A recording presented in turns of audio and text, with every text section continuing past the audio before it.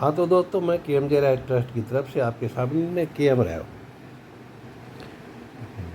बांग्लादेश के तख्ता पलट के बारे में आप लोगों को मालूम है। शेख हसीना जी को वहाँ के प्रधानमंत्री पद से हटा दिया गया, उनका इस्तीफा लेकर के ज़बरदस्ती भेज दिया गया।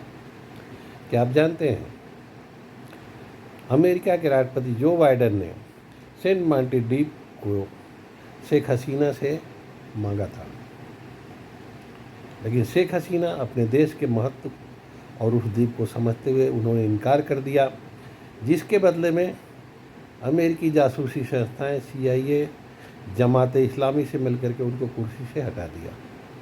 यह कितना देर तक रह सकता है? अगर भारत चाह दे तो 24 घंटे में जब चाहे शेख हसीना को बांग्लादेश में बैठा सकता है। और अमेरिका ही नहीं, भारत के सामने इस समय दुनिया की कोई ताकत नहीं रोक सकती। और देखिए, बहुत जल्द ऐसा ही होने वाला है। शेख हसीना बहुत जल्द ही बांग्लादेश जाएंगी और वापस फिर से प्रधानमंत्री बनेगी। आगे देखिए सेंट मार्टिन द्वीप है कैसा, जिसके बारे में अमेरिका ने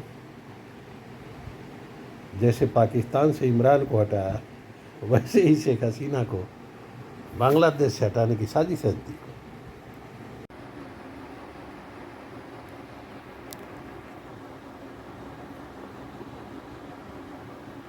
क्या हुआ कि बांग्लादेश भी पाकिस्तान का उस वक्त हिस्सा हुआ करता था। 1971 में पाकिस्तान से अलग होने के बाद बांग्लादेश एक देश बना और ये द्वीप बांग्लादेश को मिल गया। तो देखिए, 1971 में पाकिस्तान से जब बांग्लादेश अलग हुआ तो ये बांग्लादेश की टेरिटरी में आ गया। सेंट मार्टिन द्वीप को बांग्लादेश का हिस्सा मानने वाले 1974 के समझौते के बावजूद म्यांमार इस द्वीप पर अपना हक जताता रहा है। तो आपको बता दें कि 1974 में जो समझौता हुआ था, उसके बाद से भी म्यांमार द्वीप पर अपना जो हक है वो जताता आया है। सेंट मार्टिन द्वीप दुनिया के सबसे व्यस्त समुद्री व्यापार मार्गों में से एक माना जाता है।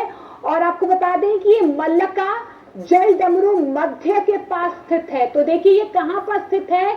ये मलक्का जल डमरू मध्य के पास स्थित है। इस द्वीप पर सैन्य अड्डा होने से किसी भी देश की ताकत बंगाल की खाड़ी में बढ़ जाएगी। और माना यही जा रहा है कि इस द्वीप पर अमेरिका अपनी सेना की उपस्थिति चाहता है ताकि उसका दबदबा बंगाल की खाड़ी में बढ़ जाए।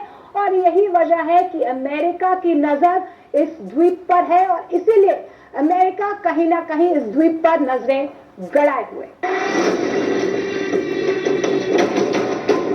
जून में शेख हसीना ने दावा करते हुए कहा था कि अमेरिका इस द्वीप पर अपना अधिकार चाहता है और ऐसा करने के लिए उसने बांग्लादेश आम चुनाव में शेख हसीना को जीत दिलाने का वादा भी किया था, लेकिन उन्होंने अमेरिका को यह द्वीप देने से मना कर दिया था। हालांकि अमेरिकी विदेश विभाग के प्रवक्ता मैथ्यू मिलर ने इस दावे को गलत बताया था। सच क्या है, इसका जवाब सिर्फ शेख हसीना या अमेरिका ही दे सकते हैं। लेकिन शेख हसीना सरकार के अंत में अमेरिकी खुफिया एजेंसी CIA का नाम आना अनहोनी नहीं,